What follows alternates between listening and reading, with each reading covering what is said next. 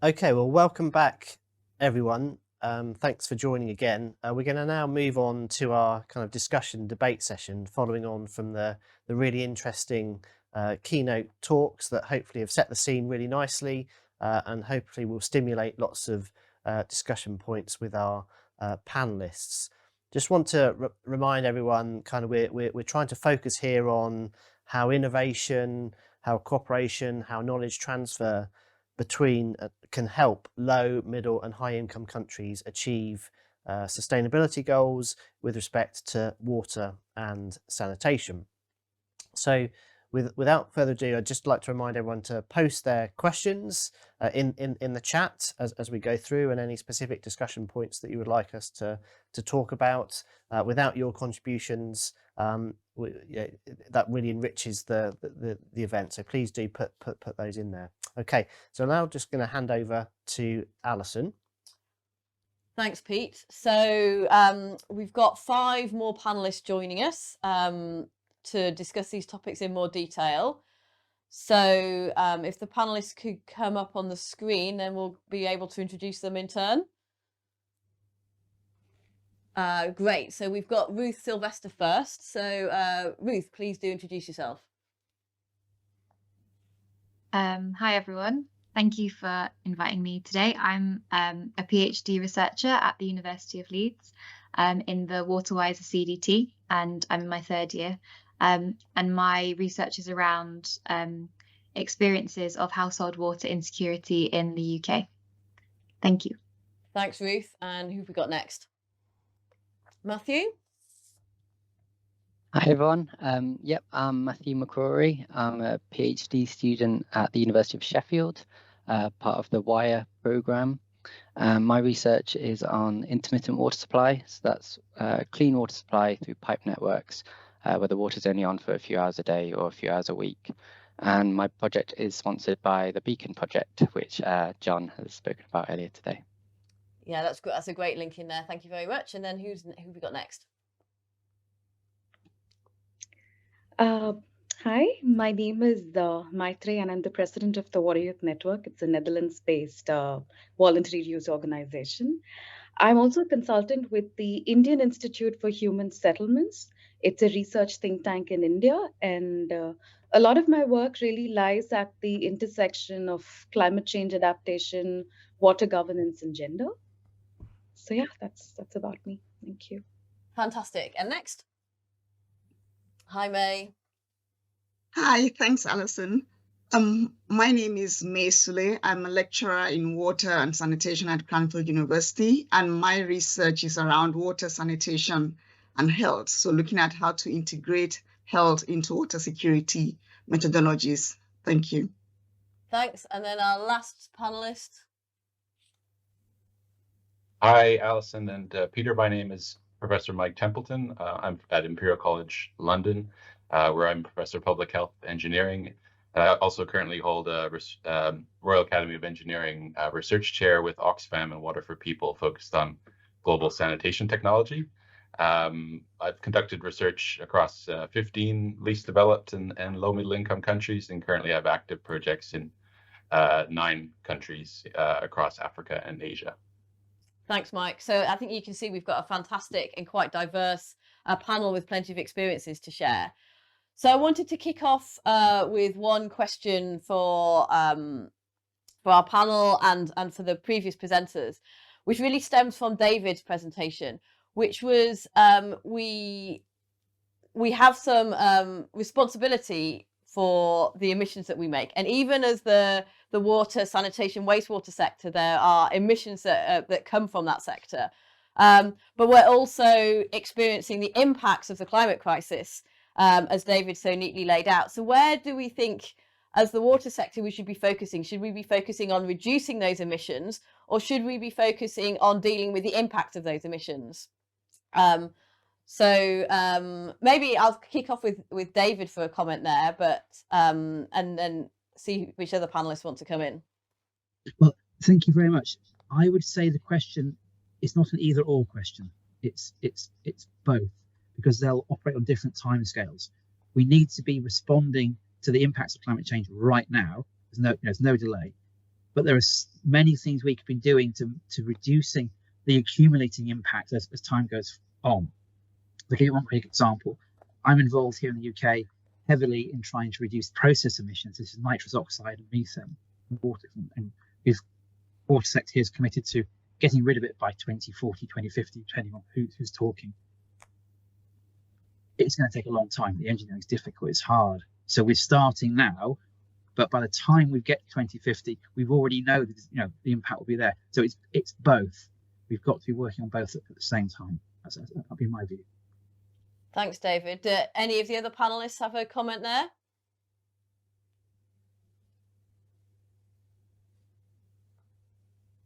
Mike? Yeah.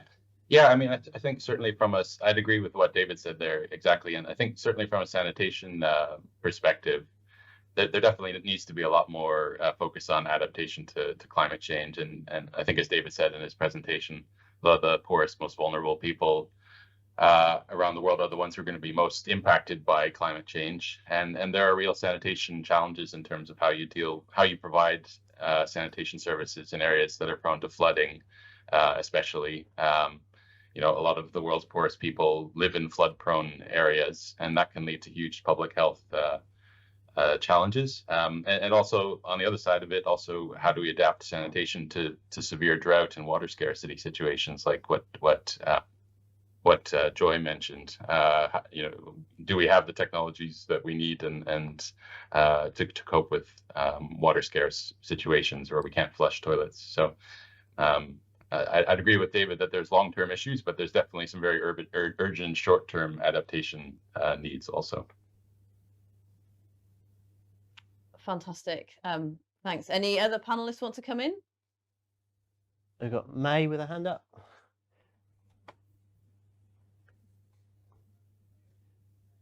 Yeah, I agree with both David and Mike. I think adaptation and mitigation are both important.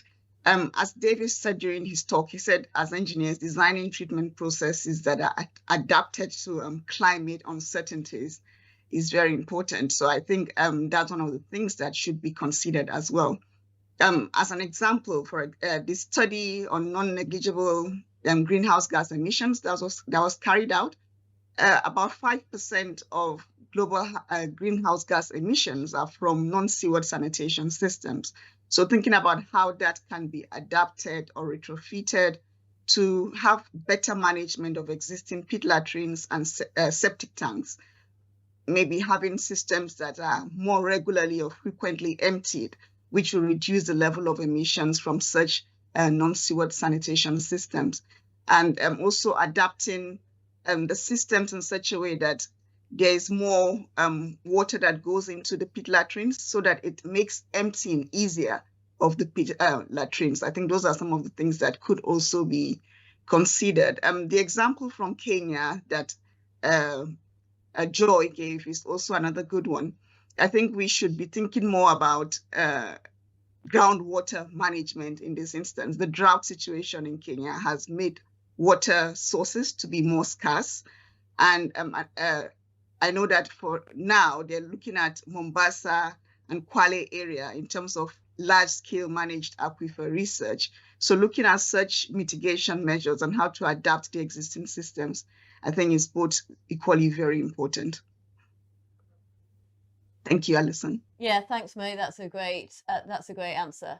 I'll move on to another question, which is more on John's presentation, which is when we we're setting up these partnerships between the UK and countries like Nepal, and but we're also thinking about this decolonization agenda as well, and thinking about the legacy of colonialization and how can we really make a positive impact and not kind of perpetuate that colonization agenda. So I don't know if I want to put John on the spot, and I know this is a question that Ruth's been thinking about as well in her PhD. So I don't know if either of you want to come in. Let's go to John first, and then Ruth can maybe come next. Yeah, thanks very much for the question. I mean, I think yes, certainly, there's a risk of that, I think, but I think it depends a lot on how the partnership is set up. So WaterAid, we've got a kind of partnership toolkit, and I was looking back at it, and there's 4 kind of values that are mentioned there around synergy and working towards the shared vision, mutual respect and support, accountability and equity. So I'm not saying that those are always applied perfectly, but I think it's about creating a partnership where all parties have that voice. So I think in the Beacon project, there's a lot that we're learning from NWSC and the other partners in Nepal. But I think, it's something that we need to always be sensitive to, and it takes time. I think one of the things in the Beacon projects, there was no travel possible for 2.5 years because of COVID, and I think it was actually really valuable that before COVID, came, there was opportunities to do exchange visits both way. The people from NWSC came to the UK and visited some of the systems here. People from Anglian Water and WaterAid went out to Nepal as well. But I'll let Ruth come in as well. Thanks. Yeah, Ruth. Yeah, thank you. I suppose just to start by saying I'm definitely not a decolonial scholar or anything like that, so don't have much authority to speak on this, but just from my reflections from my research, I suppose, I was thinking a lot about how partnerships are really important and have a great potential to sort of distribute global power inequalities, but I think often I would say they don't do that, because I think in order to, there needs to be a sort of very strong intention and a strong active working model that is sort of trying to redistribute power from the higher income country or the people in those positions to their partners in different countries.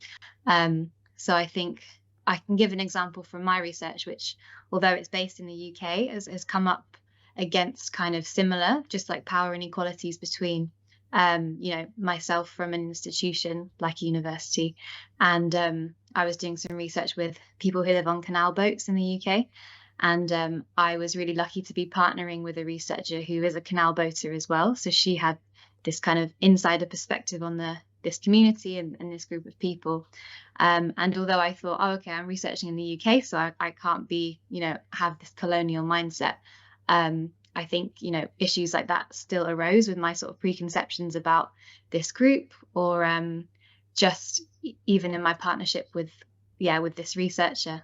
She really challenged me to work on deconstructing my own mindset about a group I'm not part of, and also to just defer to her more often, and to try and, for example, with my research budget, try and sort of give that more freely to where she thought that should be going with our research. So I think whatever context you're working in, we really need to try and decolonize our mind, to use that buzzword. But I think that's really important, even sort of before we start doing any of this research. And we can't assume just having a partnership will be helpful, because without intentions, it can just continue sort of problematic ways of working, I think.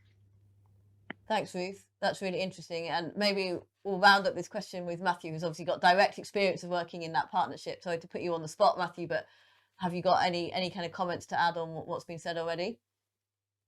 Yeah, definitely. I'd probably echo what John was saying. I think it, and Ruth, I guess, in how challenging it is. There are these clear power dynamics between say a water utility in somewhere like the UK and Nepal. And for me, I think what helps the Beacon project to work is that having WaterAid as that sort of intermediary, where there's a WaterAid office in Nepal with Nepalese staff and a WaterAid office in the UK, and that creates that sort of genuine, more sort of level playing field and equal partnership and conversations. And I think having that presence in both countries really helps that relationship to be genuine and not just superficial. So I think that allows that sort of two-way interaction a bit more. Yeah, just I guess more personally, it is something I've questioned throughout my PhD, sort of what my role is, and making sure that I sort of understand the power imbalances which are going on. And so yeah, I think it's tricky and it's a continual questioning. But I think that the benefits of these sorts of partnerships are so great that it's worth like grasping with the challenge, because sort of accelerating access to WASH is obviously a brilliant outcome.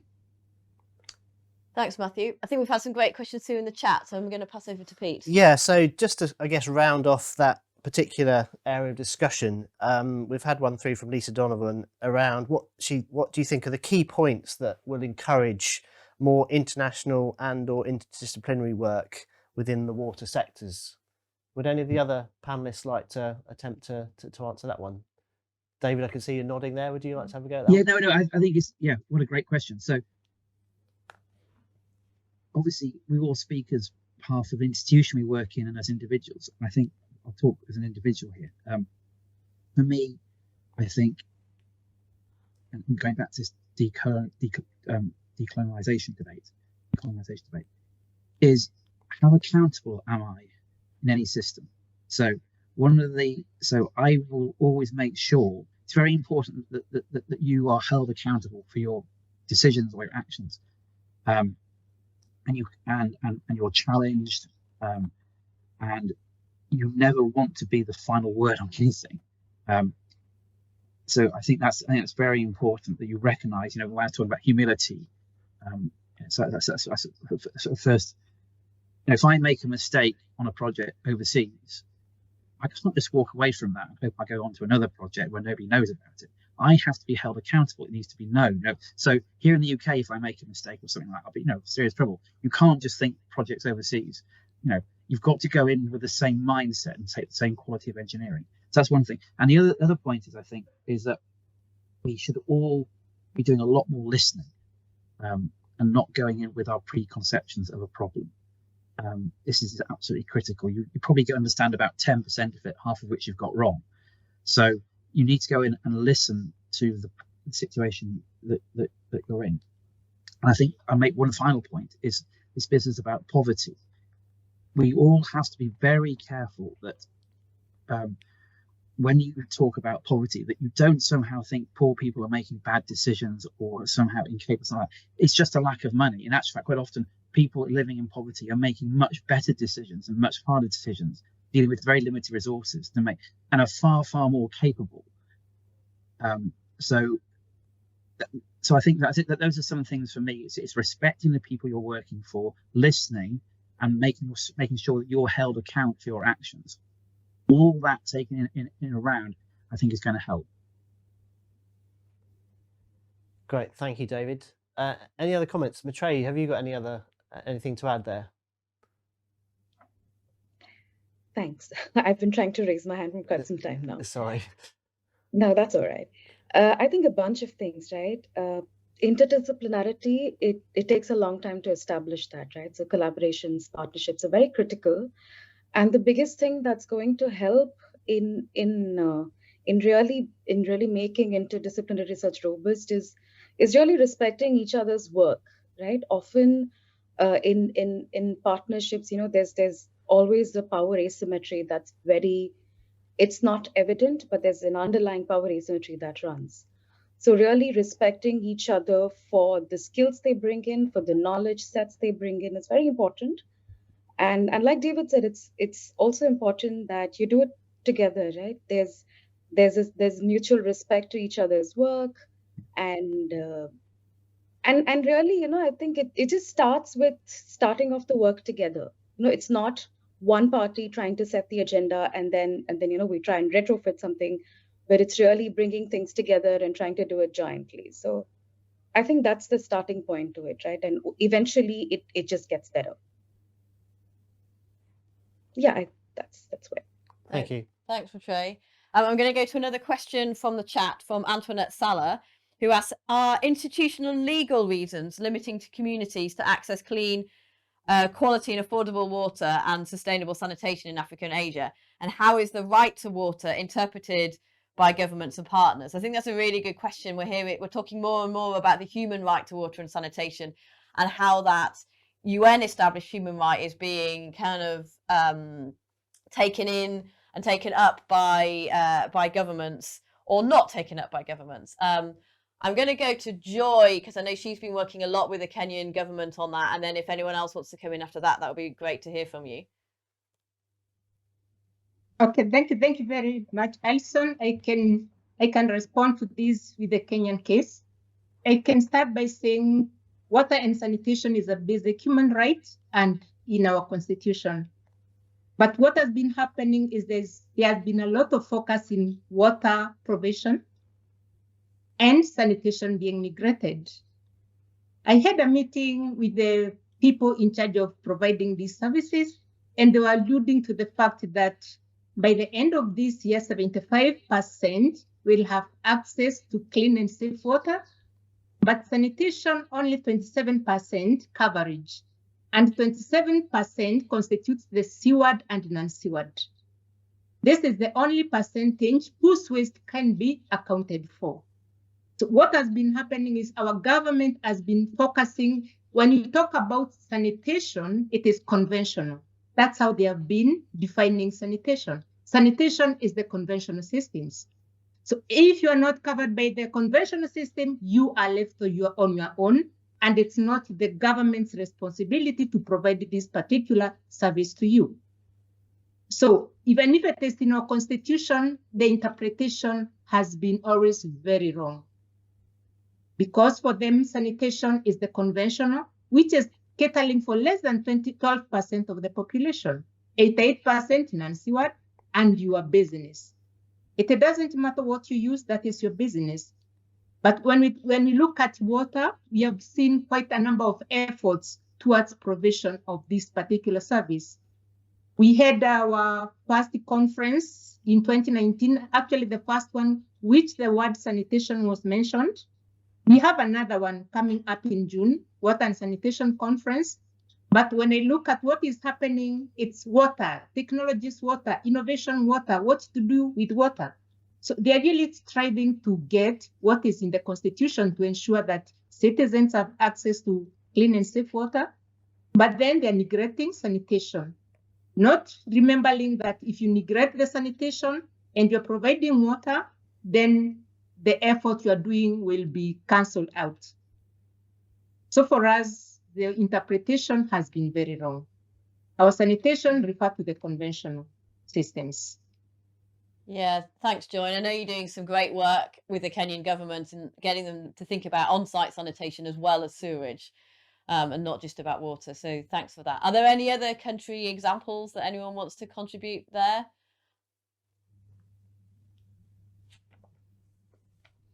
So Ruth, you've got your hand up. Yeah, thank you. Just briefly, I just wanted to bring in what we were talking about before and with the decolonizing question as well, because I think, not to be critical, but some of the assumptions maybe behind this kind of question coming from people potentially based in high-income countries can be a bit problematic, because, for example, yesterday we had a conference at Leeds, which was around sanitation in the UK and how actually there's a lot of gaps, and there's a lot of, you could frame them as human rights, not, I don't know if abuses is right, but, you know, where the human rights sanitation is not being fulfilled in the UK. And this is around marginalized groups such as canal boaters, Roma traveller and gypsy communities. Also the idea of public toilets and the restrictions on public toilets in the UK, and how there's research around high income countries where the right to sanitation is kind of, we're backsliding in terms of access. And I think this is, you know, it's in the academic literature, but it's not really discussed in this international space very much. And from my research in the UK, the UK government recognises the human rights to water and sanitation. But if you look at the legislation and the policy, there is absolutely no awareness of the situation in the UK. It's all sort of aimed and focused outwardly into other places. So I think, you know, whether this is coming from good intentions or sort of a perpetuation of neo-colonial type structures, I think a really good place as well for people who are living in the UK, even if they're working overseas, maybe is to be aware of the situation in terms of human rights in the UK as well. I think that's really important. Thanks, Ruth. I was with Ruth at that conference yesterday, and yeah, was similarly kind of hit around the head by the realities for some communities in the UK, not just the communities in Kenya and Nepal that we've heard about today. I think May, you had Maybe some I can further comment. May, would you like to go? Thank you, Pete. I was just going to give an example with Nigeria. With urbanization, you realize that most people move from the villages to the towns, and most of them come into the towns to live in the slums. So they tend to come and they live in the urban slums, which are not part of the legal settlements that the government have approved of. And so the government is very reluctant to provide water and sanitation services to many of the urban slums. But I think what is happening now is they are coming to realize that this is a human right, and they have to come up with ways or devise methods by which they can extend such services to those people who are living in urban slums. It is very challenging indeed, because whether it's in terms of provision of water or sanitation, safe transport and disposal of fecal waste is very difficult when you have areas that are not properly mapped out, or you don't have the pathways, the roads for truckers to go in and empty the pits, the pit latrines that are located in those slums. So it is indeed very challenging. But I think recognizing that we need innovative ways of extending services to slums, because we can't run away from the slums that are in the towns. They're there unless if the standard of living is improved. You will never, in the next 10, 20 years, you won't be able to get rid of those slums. It is there to stay, sort of. So I think it's that realization and ensuring that the planning officers are making the transition from just delivering services to the planned urban areas, but also extending the services to those who are living in the urban slums. I think more than 50% of people live in urban slums in many cities, not just in Nigeria, but across sub-Saharan Africa. Thank you, Alison. And Thanks, Pete? May. Was there someone else who wanted to come in on that? Oh yeah, Maitre. Thank you. I think a lot of my work has been in India, and thank God we are not the largest nation in terms of numbers. So it's really hard to set those rules. But I think from my experience within cities, like May said, I think rural to urban migration has been pretty rampant for different reasons, in search of jobs, in search of better livelihoods, and then climate change affecting the rural areas, people migrating. Now, this has also led to creation of urban slums. So these slums are just quarters anywhere on empty lands with no sewage and no water connection. So water connection is perhaps 10 kilometers away for them to even pick it up. So the biggest challenge here is recognizing migration as a challenge and recognizing services to be given to them. So that's one side of it, right? The recognition to give water services to these slums. Another one is water management, which is sanitation and water provision. In a lot of states, is very fragmented. We have 5 departments looking at water supply and sanitation. And often these departments don't really talk to each other. So they work in isolation, and the policies are sometimes, so when you look at different policies of water access and water services and sanitation and fecal sludge management, when you read it together, you see there are multiple overlaps, but the policies are still made in an isolated fashion. So that's one of the biggest challenges for us to, how do you really synergize these things, right? So we're looking at ways to synergize water policies itself so that we're able to realize the human right aspect. So I think that's one challenge we're facing as a nation. And I think, again, not saying that the government is not making efforts. Of course, we have a large water mission. It's called the Jal Jeevan Mission. With this aim to realize human rights for water, they're trying to, I think the motto of the policy is every household has to get access to water. So of course, water services sort of comes first, but I think there are efforts made to it. But this fragmentation within water governance is something that we've been grappling with. Yeah, I'd like to stop there. Thanks, Maitreyi. That's yeah, super interesting, and goes back to some of those building blocks that John was describing and kind of encouraging us to think, we know some of the technical solutions, but it's all those other things that go around it that we really need. And I think you really highlighted there the need for the different institutions to be talking to each other and to be coordinated. I think Joy wanted to come back, so go back to Joy briefly. Thank you very much. I just wanted to speak to what Sue and Maitreyi have talked about the slums and what is happening. The Kenyan case, we have 60% of the urban population living in those slums, and there's no management for the fecal waste whatsoever. So all this waste is what is polluting the rivers that we have within the city. So currently, we have now government coming in to ensure that they upscale the offsite sanitation, that is the pit latrines and other innovations that are coming up. We have been involved in a project which is looking at scaling up of off-grid sanitation. What does it take to ensure that those other sanitation systems have been upskilled? How do they integrate within the urban environment? So that one is looking at aspects of policies, aspects of legal frameworks, aspects of what the users, what the people living there themselves are going through.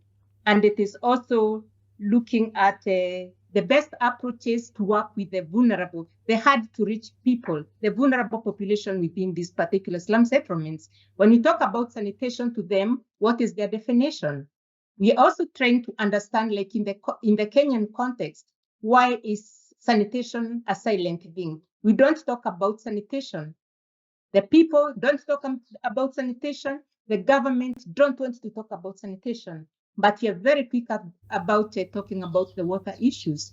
So we are also trying to see what can be done to change the behavior of people so that they're free, they can be able to discuss sanitation, and they can also be able to discuss about their needs. What do they need to be done? What technologies do they want? What do they need to be implemented? So there's a lot which is going about the urban slums, and these are the people who are the major contributors of the pollution that you're talking about. Thank you. Thanks, Joy. And I think we've got maybe one more contribution from John on this question. Thanks so much. I was just going to come in with a couple of examples from South Asia as well. So in coming back to the Beacon project, one of the sort of big issues there was the Dalit community were excluded from a lot of services. So the Dalit are a very marginalized caste. They didn't, in general, own the land that they were living on. So in some cases, that was quite difficult to construct toilets. And also because they didn't have the legal ownership to that land, they couldn't apply for a connection to the NWSC's network. So that's something that we've had to work quite closely with the municipality and NWSC on. And yeah, we have been able to extend the network to those communities. But I mean that, I think just recognizing that it's not urban slums, but sometimes, there's particular ethnic or caste groups that are marginalized in certain communities. The other thing I was going to mention, and this particularly thinking about Pakistan here, but local government priorities, sometimes very much focused around, what's going to win me votes. So the attraction of, a new road project, a new bridge, a big water project, something which is very visible, it's high profile, it's a vote winner. But perhaps again coming back to sanitation, rural sanitation is probably not high up on that list of government priorities. So I think local politics plays a big role there. And just coming back to the diagram that I'd mentioned earlier, at the center of that building blocks diagram was active and empowered communities.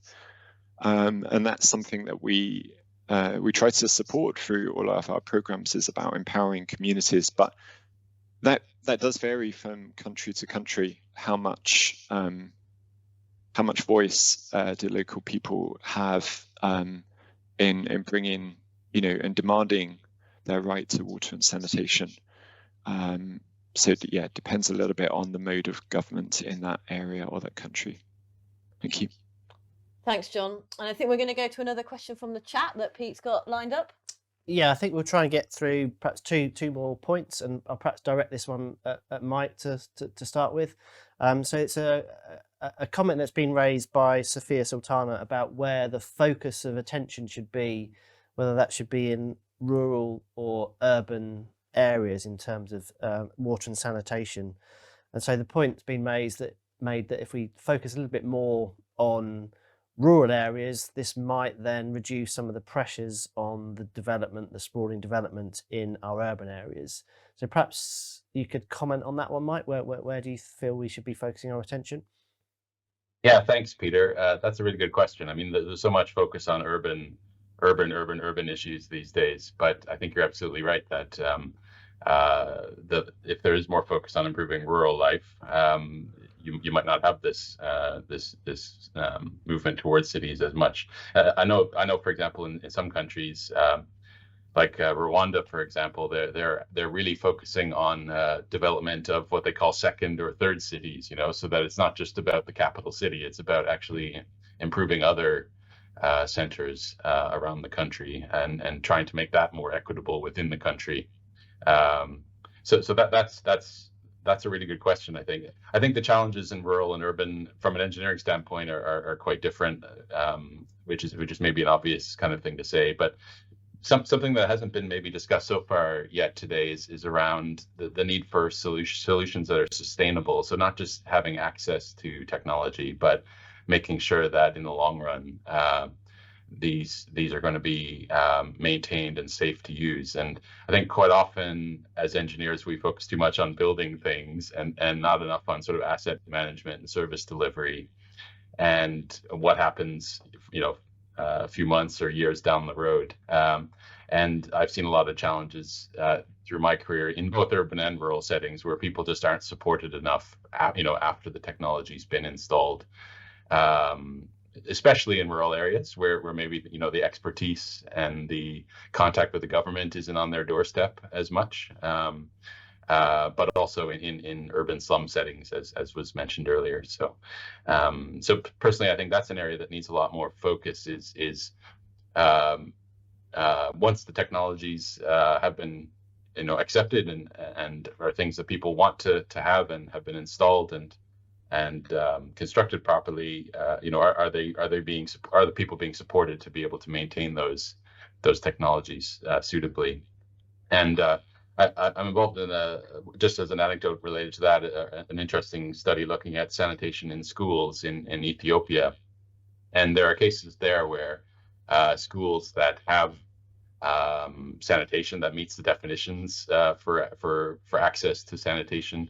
According to the SDGs, if they're not maintained properly, they can actually be sort of a focal point for disease. So there are cases where actually schools that have toilets, you find kids that are sicker than sometimes schools that don't have toilets because the toilets are in such a bad state of repair that they actually become dangerous for the kids to use in those cases. So I hope that answers the question, Pete, but I think there's different challenges, urban and rural. And I think more focus on sustainability and management of resources is needed. Great, thanks, Mike. Yeah, that's great. Any other comments to that in terms of the kind of the supply chains, the ensuring that things are managed and maintained properly? David, I can see you've got your hand up. Well, yeah. I should give a practical, Michael. It's a very, very interesting case study you gave there at Ethiopia. I was a couple of months ago out looking at toilets in Cambodia, school toilets, school latrines. I had to go and inspect them and see the ones that had been built from a previous phase because we're going to fund some more. And I was horrified at the low quality, the low specification of the fittings in the toilets. Pipes hanging all over the place, bits of plastic that could break, pipes suspended between walls. And it was all sort of stuff that was going to make sure this toilet ran into disrepair very rapidly. And let's say they spent £7,000 on the toilet. For an extra £200 or £300, you can increase the specifications of bits and increase the resilience of this toilet by a lot. So what I've done is I've argued for a 10% increase in the budget for toilets, so they will be more sustainable. Because I went to look at 4 toilets, 3 of which weren't being used, and why weren't they being used? Because bits were broken and they hadn't thought it through. So it's a very good example of, you know, investing enough with sustainability in mind, not just the bare minimum. So it's a point very well made. You know, yeah. Thank you. Any other comments on that one before we move on to our final question? Joy? Thank you very much. Just a brief on that about the rural and the urban areas. Talking about the Kenyan context, the urban space now, it's a crisis which really needs a lot of attention. Unlike the rural areas where they have some space within themselves, this is not there within the urban areas. So actually it is a crisis which needs to be addressed as soon as possible. There's the aspect of sustainability which has been discussed. What you're finding within the slums, you're getting very many people, donors coming with money to do projects there. They go and do a pit latrine, a nice complex, and then they leave, not thinking about how this toilet will be operated and managed. So for everything with sustainability, it should address the whole sanitation service chain. If there's a toilet being provided, it should ensure that this waste will be collected until it has been treated and disposed or reused. So that aspect of technology, it's not enough if it is not complete.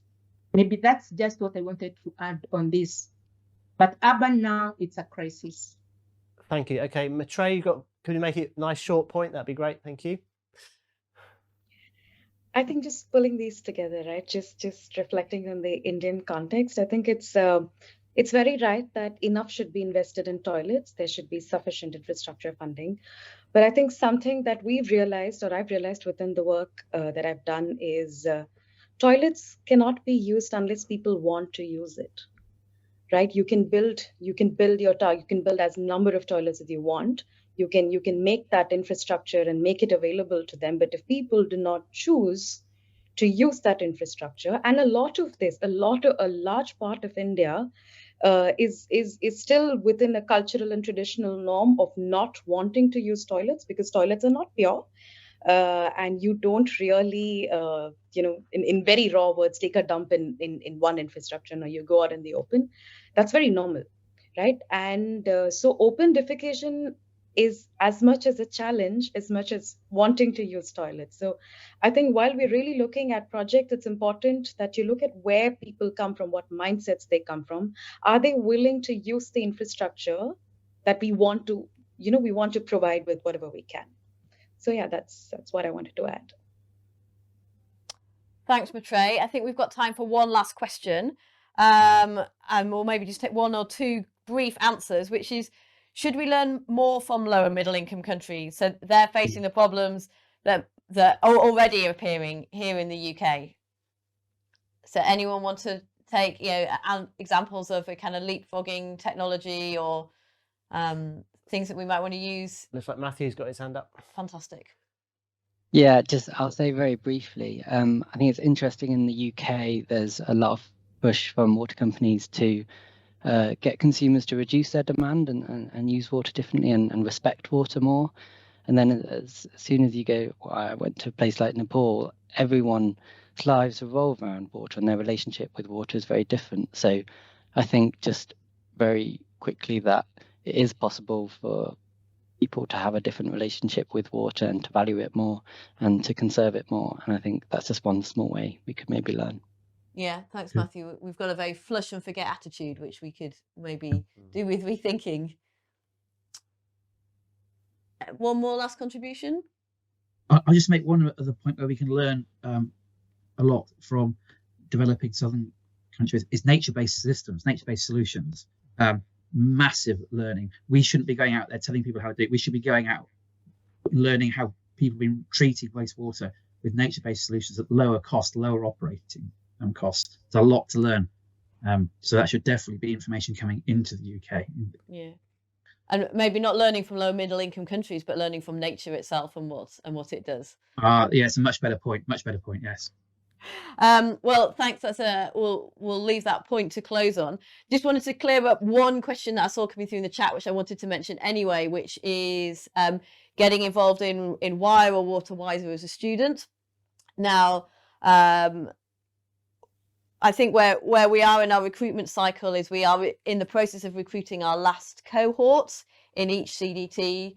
So our last cohort of 10 students. There are places in both CDTs available, but sadly these are only for UK students. We have filled all our international places because of the EPSRC rules. We're only allowed 30% of international students, so we've got our international cohorts filled, but we are looking for UK students. So if you've been inspired by what you've heard today, and these are some issues that you'd like to explore further, no matter what kind of discipline you come from, although we're funded by EPSRC, we're very interdisciplinary focused. So if you've got an interest in studying for a PhD in the CDT, which gives you this whole cohort experience, events like this, and this is just the kind of tip of the iceberg of things that we do with the CDT to give you a really a full PhD experience that isn't just sitting in a darkened lab somewhere collecting data. So if you are interested in applying for the CDT, please do look on our websites, and there are places that are open and available right now for starting in October 2023. Is there anything you wanted to add on that, Pete? No, just to say thank you very much to all of our speakers this morning for all the really interesting discussion and lively debate, and of course for the audience for providing some of those really interesting points that are being discussed. The event has been recorded, so we'll make sure that all of the delegates will have access to that recording. And yeah, if you've got any specific comments that you would like to raise with any of the speakers, we'll happily put you in touch with them, and you can discuss further. There were some good questions coming through about the Beacon project and the practicalities of that, so we could definitely put you in touch with John and Matthew to discuss more of that. Yeah, how you might be able to get involved specifically, of course. Yeah, and please do fill out the feedback form that will come round.